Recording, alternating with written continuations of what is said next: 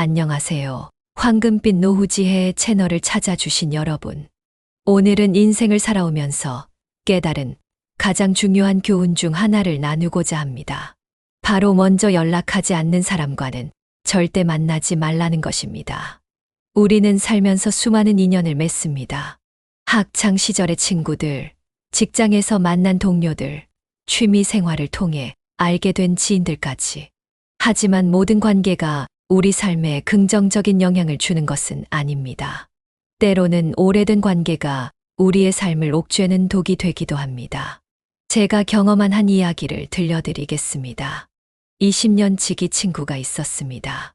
학창 시절부터 서로의 집을 오가며 지낼 정도로 가까웠죠. 서로의 결혼식에서 축의금을 내고 자녀들의 돌잔치에도 참석했습니다. 하지만 어느 순간부터 그 친구와의 관계가 일방적으로 변해갔습니다. 제가 먼저 연락하지 않으면 결코 연락이 오지 않았고 만나자는 제안도 항상 제 쪽에서만 나왔습니다. 처음에는 바쁜가 보다라고 생각했습니다. 누구나 살기 바쁜 세상이니까요. 하지만 시간이 지날수록 그 친구는 자신의 필요가 있을 때만 저를 찾았습니다. 돈을 빌리거나 도움이 필요할 때만요. 그럴 때면 마치 아무 일도 없었다는 듯이 연락해 왔습니다. 이런 관계는 우리의 마음을 서서히 갉아먹습니다. 상대방이 나를 진정한 친구로 생각하지 않는다는 것을 알면서도 오랜 정 때문에 쉽게 관계를 정리하지 못하는 경우가 많습니다.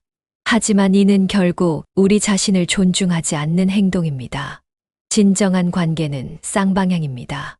한쪽이 계속해서 베풀기만 하는 관계는 건강하지 않습니다.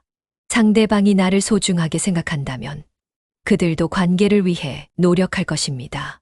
때로는 바빠서 혹은 개인적인 사정으로 연락이 뜸할 수는 있습니다. 하지만 그것이 항상 일방적이라면 그것은 더 이상 관계가 아닙니다. 나이가 들수록 더욱 분명해지는 것이 있습니다. 바로 시간의 소중함입니다. 젊었을 때는 무한한 것처럼 느껴지던 시간이 나이가 들수록 더욱 빠르게 흘러가는 것을 느낍니다. 그래서 우리는 더욱 신중하게 선택해야 합니다. 누구와 시간을 보낼 것인지, 어떤 관계에 에너지를 투자할 것인지 말입니다. 많은 분들이 이런 경험이 있을 것입니다. 오랜만에 만난 지인이 연락도 없다가 갑자기 나타나 사업 제안을 하거나 투자를 권유하는 경우입니다.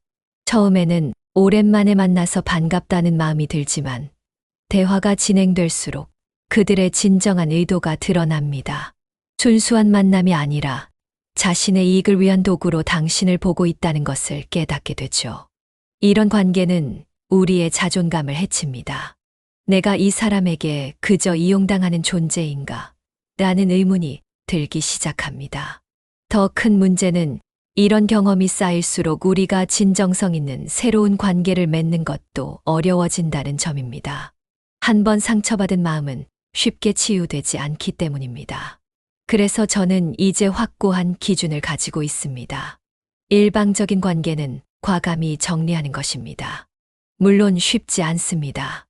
특히 수십 년을 알고 지낸 사람과의 관계를 끊는다는 것은 마치 살을 도려내는 것과 같은 고통을 동반할 수 있습니다. 하지만 때로는 이런 결단이 필요합니다. 그것이 우리 자신을 지키는 길이기 때문입니다. 관계를 정리한다는 것이 곧 상대방을 미워하거나 증오한다는 의미는 아닙니다. 오히려 자신과 상대방 모두를 위한 현명한 선택일 수 있습니다. 제가 20년 지기 친구와 관계를 정리하고 난 뒤 처음에는 큰 상실감이 있었습니다. 마치 제 삶의 한 부분이 통째로 사라진 것 같았죠. 하지만 시간이 지날수록 오히려 마음이 가벼워지는 것을 느꼈습니다. 더 이상 일방적인 기대나 실망감에 시달리지 않아도 되었기 때문입니다. 그리고 놀라운 일이 일어났습니다.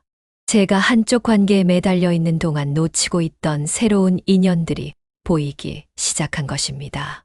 동네 독서 모임에서 만난 새로운 친구들, 등산 동호회에서 알게 된 진정성 있는 동료들. 이들과의 관계는 서로 주고받는 것이 자연스럽게 이루어졌습니다. 누군가 도움이 필요하면 서로 달려가고 기쁜 일이 있으면 진심으로 축하해주는 관계였죠. 특히 주목할 점은 이런 건강한 관계의 특징입니다. 서로가 바쁠 때는 이해해주되 정말 중요한 순간에는 반드시 함께 있어주는 것입니다.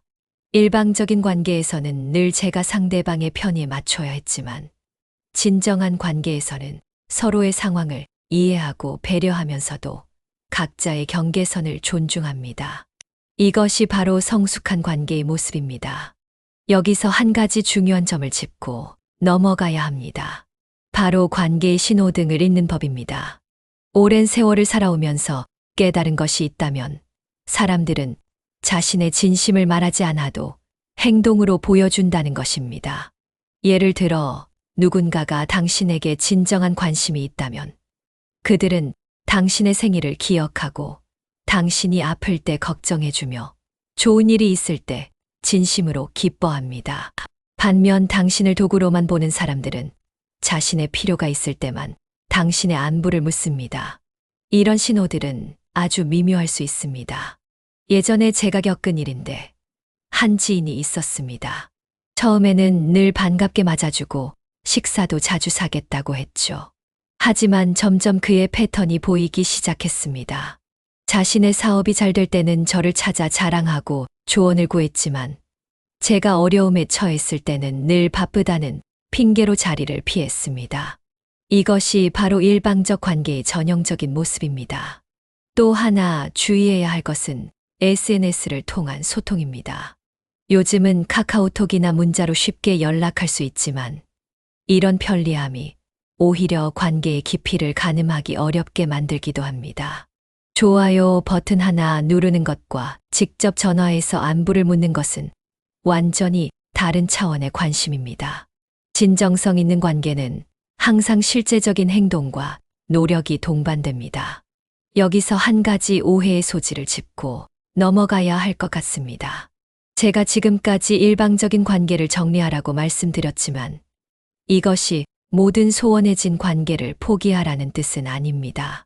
때로는 관계가 소원해지는 것이 자연스러운 과정일 수 있습니다.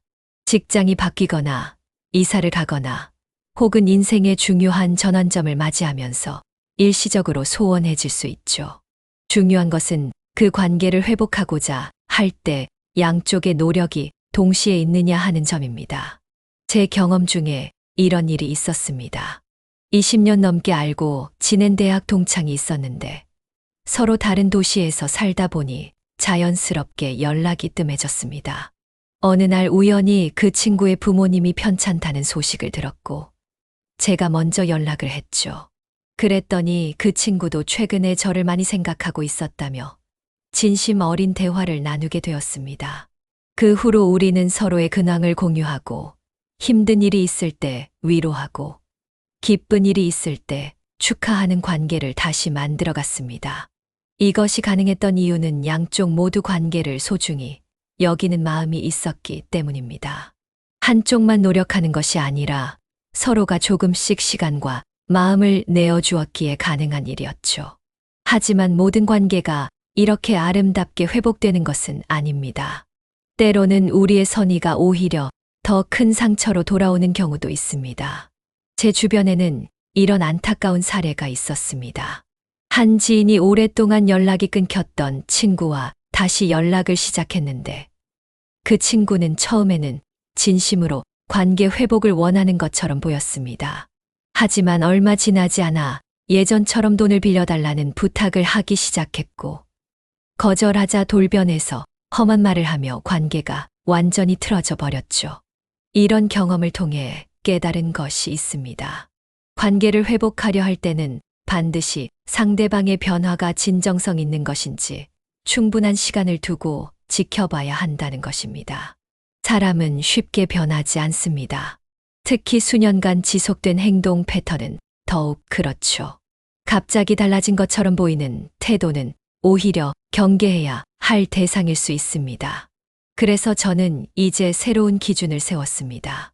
관계를 회복하고자 할 때는 최소 6개월에서 1년 정도의 관찰 기간을 두는 것입니다. 이 기간 동안 상대방이 얼마나 진정성 있게 관계를 대하는지, 예전의 문제적인 행동 패턴이 반복되지는 않는지 주의 깊게 살펴봅니다. 이것은 결코 불신이 아닙니다. 오히려 건강한 관계를 만들어가기 위한 현명한 주의심이라고 할 수 있죠. 나이가 들수록 더욱 절실하게 깨닫는 것이 있습니다. 바로 관계의 질이 삶의 질을 결정한다는 사실입니다. 젊었을 때는 많은 인맥을 가지는 것이 중요하다고 생각했습니다. 명함을 주고받고 술자리에서 형, 동생 하면서 친분을 쌓았죠. 하지만 세월이 흐르면서 깨달았습니다. 정작 중요한 것은 그 관계의 수가 아니라 질이라는 것을요. 제 주변에는 이런 분이 계셨습니다. 은퇴하신 후에도 매일 바쁘게 지내시는 선배님이었는데 처음에는 그분이 부럽기만 했습니다. 수많은 모임에 참석하시고 늘 누군가를 만나느라 분주해 보였거든요. 하지만 어느 날 그분의 속마음을 들을 수 있었습니다. 사실 나는 이 많은 만남이 무겁기만 해. 정작 마음 편히 털어놓을 수 있는 사람은 손에 꼽을 정도야. 이 말씀이 제 마음에 깊은 울림을 주었습니다. 우리에게 진정 필요한 것은 수많은 얼굴만 아는 지인들이 아니라 진심으로 서로를 이해하고 지지해주는 몇 명의 진정한 벗인 것입니다. 그래서 저는 이제 관계를 맺을 때 이런 질문을 먼저 해봅니다. 이 사람과의 만남이 나의 영혼을 더 풍요롭게 만드는가? 이 관계가 서로에게 긍정적인 영향을 주는가? 이런 질문들을 스스로에게 던지면서 깨달은 것이 있습니다. 우리는 종종 관계를 잘못된 기준으로 평가한다는 것입니다. 예를 들어 어떤 사람들은 상대방의 사회적 지위나 경제적 능력을 기준으로 관계를 판단합니다. 또 어떤 이들은 자신에게 얼마나 도움이 될 수 있는지를 먼저 생각하죠. 하지만 이런 기준들은 결국 우리를 공허하게 만들 뿐입니다. 제가 경험한 한 일화를 들려드리겠습니다. 몇 년 전 은퇴를 앞두고 있을 때였습니다. 당시 저는 은퇴 후에 인맥 관리에 대해 많은 고민을 하고 있었죠. 그러던 중 우연히 동네 도서관에서 만난 한 어르신의 말씀이 제 생각을 완전히 바꿔놓았습니다. 진정한 친구는 당신이 무엇을 가졌는지가 아니라 당신이 어떤 사람인지에 관심을 가진다네. 이 말씀은 제게 큰 깨달음을 주었습니다. 그동안 저는 무의식적으로 관계를 자산으로 보고 있었던 것입니다. 마치 은행 계좌처럼 관리해야 할 대상으로 여겼죠. 하지만 진정한 관계는 그런 것이 아닙니다. 그것은 서로의 진정성과 인격을 존중하는 데서 시작됩니다. 상대방의 겉모습이나 조건이 아닌 그 사람의 본질을 보는 것이죠. 이런 깨달음을 얻고 나서 저는 제 주변의 관계들을 하나씩 돌아보기 시작했습니다. 그동안 단순히 의무감이나 체면 때문에 유지해온 관계들이 얼마나 많았는지 놀라웠습니다. 매년 명절 때만 형식적으로 만나는 친척들, 동창회에서 과시와 비교로 가득한 만남들, 서로의 진짜 모습은 감춘 채 표면적인 대화만 나누는 지인들. 이런 관계들이 제 삶의 많은 부분을 차지하고 있었던 것입니다. 변화는 생각보다 어려웠습니다. 특히 오래된 관계일수록 더욱 그랬죠. 예를 들어 30년 넘게 매달 만나온 모임이 있었는데 그 모임에서 점점 불편함을 느끼기 시작했습니다. 대화는 늘 남의 험담과 자기 자랑으로 가득했고 진정성 있는 소통은 찾아보기 힘들었습니다. 하지만 이런 모임을 갑자기 그만두는 것은 쉽지 않은 결정이었습니다. 그래서 저는 점진적인 변화를 선택했습니다. 먼저 모임의 횟수를 줄이기 시작했고 참석할 때는 짧은 시간만 함께하는 방식으로 조절했습니다. 대신 그 시간에 제가 진정으로 소중히 여기는 관계에 더 많은 관심과 정성을 쏟았죠. 놀랍게도 이런 작은 변화들이 모여 제 삶에 큰 변화를 만들어냈습니다.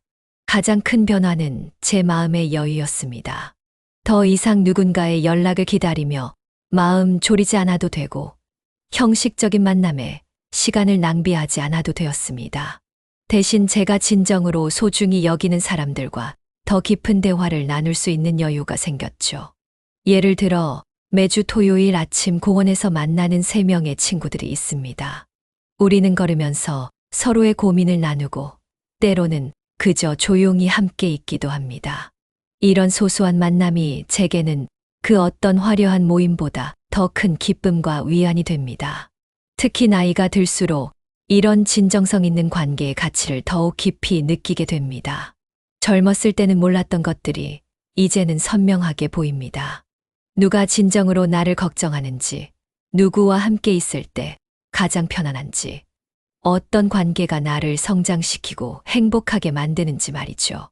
이런 깨달음은 결코 쉽게 오지 않았습니다. 수많은 실수와 후회, 그리고 그로부터 배운 교훈들이 모여 지금의 지혜를 만들어냈습니다. 이제 저는 더 이상 관계에 많고 적음에 연연하지 않습니다. 대신 매일 저녁 하루를 마무리하며 스스로에게 묻습니다. 오늘 나는 소중한 사람들과 진정성 있는 시간을 보냈는가? 그들에게 받은 사랑만큼 나도 충분히 사랑을 나누었는가? 이런 질문들은 단순히 자기 반성을 위한 것만은 아닙니다. 이는 더 나은 관계를 만들어가기 위한 적극적인 노력의 시작점이 됩니다. 예를 들어 제가 최근에 시작한 작은 실천이 있습니다. 매주 한 명씩 제가 소중하게 생각하는 사람에게 손편지를 쓰는 것입니다. 처음에는 어색했지만 편지를 쓰면서 그 사람에 대한 감사함과 소중함을 더 깊이 느끼게 되었습니다. 특히 기억에 남는 것은 오래된 친구에게 보낸 편지였습니다. 그 친구와는 40년 넘게 알고 지냈지만 막상 편지를 쓰려고 하니 마음속의 진심을 표현하는 것이 쉽지 않았습니다. 수차례 고민 끝에 이렇게 적었죠. 당신이 있어 내 인생이 더 풍요로워졌다는 걸 이제야 제대로 말하게 되네요. 그동안 당연하게 여겼던 우리의 우정이 얼마나 특별한 것이었는지 이 편지를 쓰면서 다시 한번 깨닫습니다. 이 편지를 받은 친구는 눈시울을 붉히며 전화를 걸어왔습니다. 그도 똑같은 마음이었다고, 하지만 표현하지 못했다고 말하더군요.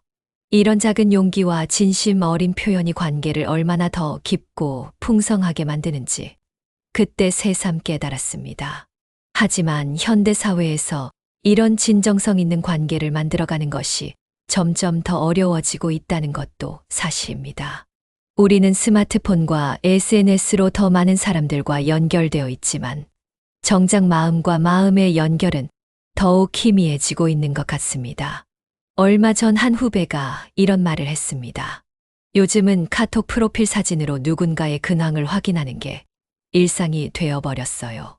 정작 그 사람과 깊은 대화를 나눈 건 언제인지 기억도 나지 않네요. 이 말을 들으며 깊이 공감했습니다. 저 역시 그동안 편리함이라는 미명하에 관계의 본질을 놓치고 있었던 것은 아닌지 돌아보게 되었죠. 진정한 관계는 결코 디지털 화면 속에서 완성될 수 없습니다. 서로의 눈을 마주보며 나누는 대화, 함께 웃고 우는 시간, 어깨를 두드리며 전하는 위로. 이런 것들이 관계의 깊이를 만들어내는 것입니다. 그래서 저는 요즘 이런 원칙을 세웠습니다. 중요한 대화는 반드시 직접 만나서 하는 것입니다. 축하할 일이 있을 때는 문자 메시지 대신 전화를 하고 위로가 필요한 순간에는 잠시라도 시간을 내어 찾아가는 것이죠. 이런 노력들이 때로는 번거롭고 불편할 수 있지만 이것이야말로 관계를 살아있게 만드는 필수적인 요소라고 생각합니다. 최근에 제가 경험한 특별한 일이 있습니다. 대학생 손주와 함께 시간을 보내면서 세대 간의 관계에 대해 많은 것을 배웠습니다. 처음에는 서로 다른 세대 간의 생각과 가치관 차이로 대화가 쉽지 않았습니다. 손주는 늘 스마트폰을 들여다보며 자신만의 세계에 빠져 있었고 저는 그런 모습이 못마땅했죠. 하지만 어느 날 제가 먼저 손주의 관심사에 대해 물어보기 시작했습니다. 요즘 젊은이들이 즐기는 문화가 어떤 것인지, 왜 그것의 매력을 느끼는지 진지하게 귀 기울였죠.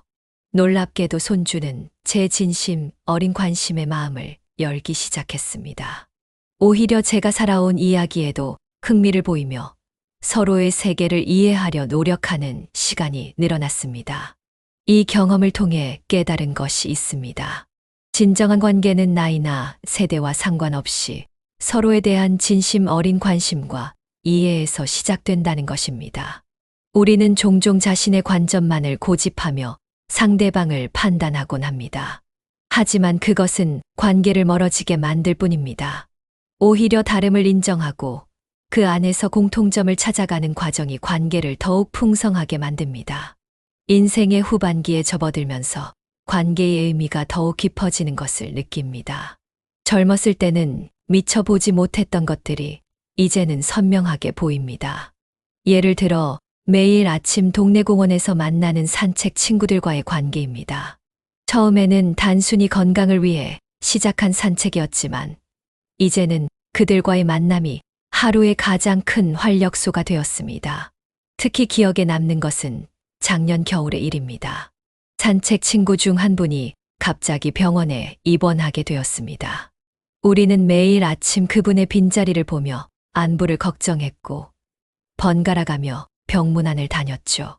그리고 퇴원 후 다시 만났을 때의 그 기쁨은 말로 표현하기 어려울 정도였습니다. 이런 경험을 통해 깨달았습니다. 진정한 관계란 서로의 존재만으로도 위안이 되는 것이라는 걸 말이죠. 이제는 새로운 관계를 맺을 때도 더욱 신중해졌습니다. 과거에는 의무감이나 체면 때문에 이런저런 모임에 참석했지만 지금은 그렇지 않습니다. 대신 진정으로 마음이 통하는 사람들과의 관계에 더 많은 시간과 정성을 들입니다. 그것이 비록 소수의 관계일지라도 그 안에서 느끼는 행복과 충만감은 그 어떤 것과도 비교할 수 없기 때문입니다.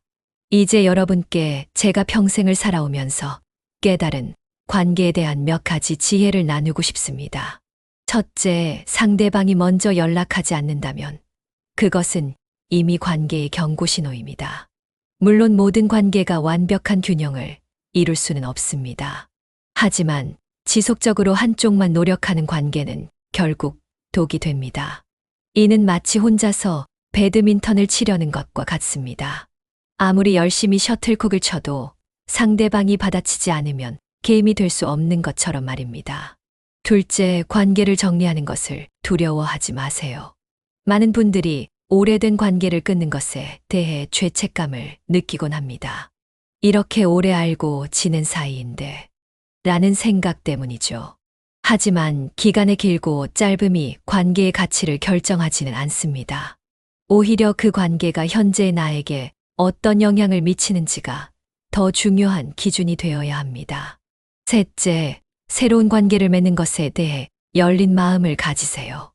나이가 들수록 새로운 관계를 시작하는 것이 어렵게 느껴질 수 있습니다. 하지만 인생은 끝까지 새로운 만남의 가능성으로 가득 차 있습니다. 제 경우만 해도 70대에 시작한 서예 교실에서 만난 친구들과 지금까지 깊은 우정을 나누고 있습니다. 이런 경험들을 통해 깨달은 또 하나의 중요한 진실이 있습니다. 바로 관계는 결국 자신을 비추는 거울이라는 것입니다. 우리가 맺고 있는 관계들은 우리의 내면 상태를 그대로 반영합니다. 만약 당신의 주변에 독성 있는 관계가 많다면 그것은 어쩌면 당신 스스로가 자신을 충분히 소중히 여기지 않고 있다는 신호일 수 있습니다. 저는 최근 한 젊은이에게 이런 조언을 해 주었습니다. 당신이 스스로를 어떻게 대하는지를 보면 다른 사람들이 당신을 어떻게 대할지 알 수 있어요. 자신을 존중하고 사랑하는 사람 곁에는 자연스럽게 그런 사람들이 모이게 되죠.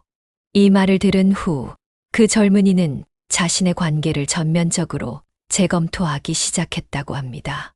실제로 우리가 스스로를 대하는 태도는 관계의 질을 결정짓는 가장 중요한 요소입니다. 자신의 시간과 에너지를 소중히 여기는 사람은 그것을 함부로 낭비하는 관계를 받아들이지 않습니다. 자신의 가치를 알고 있는 사람은 일방적이고 착취적인 관계를 허용하지 않죠. 이것이 바로 제가 강조하고 싶은 자기 존중의 진정한 의미입니다. 그렇다면 어떻게 해야 건강한 관계를 만들어갈 수 있을까요?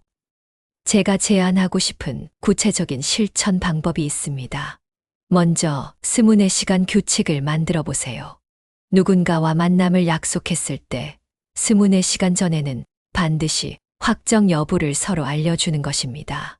이는 단순한 약속이 아니라 서로에 대한 존중의 표현입니다.